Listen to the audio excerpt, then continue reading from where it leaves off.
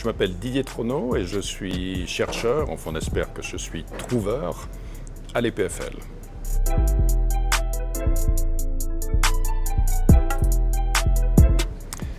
Alors mon métier, c'est d'essayer de comprendre comment la petite graine qui est dans le ventre de la maman pousse et pousse et pousse et pousse pour donner un bébé, puis comment après ce bébé, il grandit pour devenir un enfant, après un adulte, avec des yeux, un nez, un cerveau, un cœur, des mains, des bras, avec la capacité de lutter contre les microbes, et puis aussi de comprendre pourquoi des fois ça marche pas bien, puis les gens tombent malades. Et puis d'arriver à dire « Ah, mais je comprends pourquoi ça marche pas, et peut-être qu'on pourrait faire ça ». Puis à ce moment-là, de le dire à mes copains docteurs pour qu'ils puissent soigner les gens.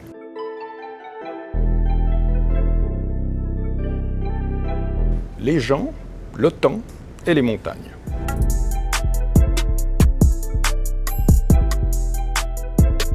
Les gens, c'est parce qu'en Suisse, il y a des tas de gens différents, des gens qui viennent de tas de coins du monde. Et tous ces gens, ils essaient de vivre ensemble en collaborant pour que ce soit vraiment une vie qui est agréable pour tous. Et ça, c'est vraiment unique. Pourquoi le temps? C'est parce que en Suisse, on prend le temps. On prend le temps de discuter des problèmes, d'essayer de trouver des solutions.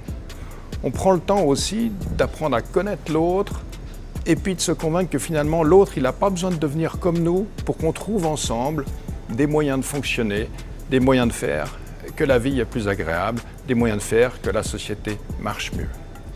Et alors les montagnes là-dedans, pourquoi les montagnes? Parce que je crois que c'est les montagnes qui nous donnent l'idée qu'il faut prendre le temps. Parce que les montagnes, elles étaient là bien avant nous, puis elles seront là bien après nous. Puis les montagnes, elles nous regardent depuis très haut, puis elles sourient un peu parce qu'on est parfois un peu pathétique à essayer de s'agiter comme ça. Alors on les regarde, puis on se dit « ouais, c'est vrai, il faut peut-être être un petit peu plus sage, un petit peu plus raisonnable, on va essayer de s'entendre, on va essayer de faire marcher les choses ».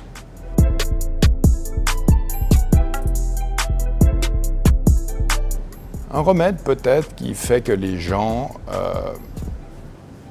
réfléchissent à comment vivre mieux.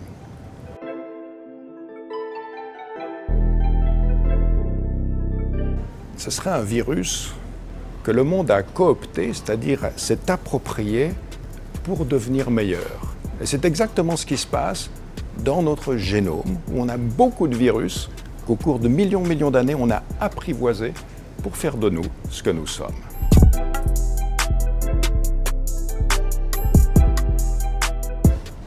Mon rêve le plus fou, c'est de sauver le monde.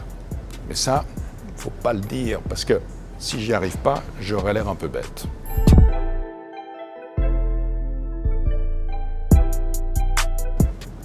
Danke.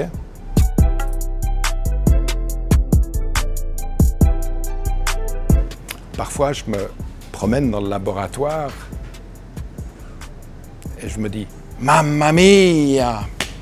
Et puis ça peut être à la fois bien ou alors « Mais qu'est-ce qui se passe ?» Je vous poserai la question « Qu'est-ce qui n'est pas de l'art ?» Qu'est-ce qui n'est pas de l'art? Certains, en fait, opposent la science et l'art. Mais en fait, je trouve que les artistes et les scientifiques, ils ont énormément de points communs. On essaye, on imagine, on n'a pas peur de se tromper. On n'a pas peur aussi d'être jugé par les autres. On est constamment jugé par les autres. Le succès d'un scientifique, il est basé sur la reconnaissance qu'a le monde des découvertes qu'il fait. Le succès d'un artiste est basé sur l'appréciation que le monde a de ce qu'il fait.